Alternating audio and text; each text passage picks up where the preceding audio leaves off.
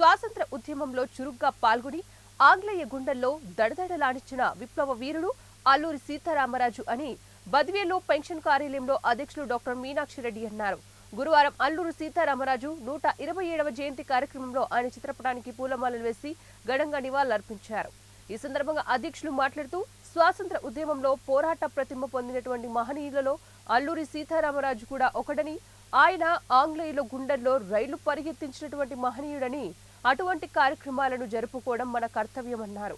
అల్లూరి సీతారామరాజు మన్నం వీరుడని, ఆయన చేసిన పోరాటమే స్వాతంత్రానికి పునాదైందన్నారు. ఈ కార్యక్రమంలో పెన్షన్ అసోసియేషన్ గౌరవ సలహాదారులు గడి పుల్లంరాజు, అసోసియేషన్ అధ్యక్షులు గంజికుంట పుల్లయ్య, కార్యదర్శి కత్తి బ్రహ్మయ్య, కోశాధికారి గంగన్న, ఆర్గనైజింగ్ కార్యదర్శి ముళ్లపాటి పిచ్చయ్య, ఉపాధ్యాయులు ప్రసాద్, సుబ్బరాజు తదితరులు పాల్గొన్నారు.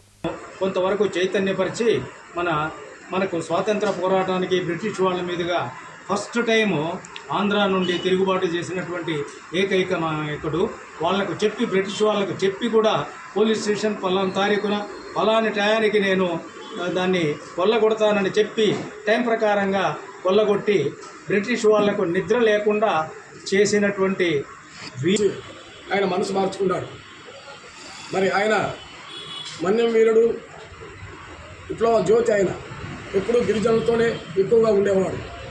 గిరిజనుల్లో చింతపల్లి ఆ ఏరియాలో పోయినప్పుడు ఆంగ్లేయులు వారి శ్రమ దోపిడిని చేసుకోవడం, అంటే కష్టానికి తగిన ఫలితం కూడా ఇచ్చేవారు కాదు. ఆర్థిక దోపిడిని చేసుకోవడం, అలాగే స్త్రీలను మానభంగం చేయడం, ఇవన్నీ చూసి ఆయన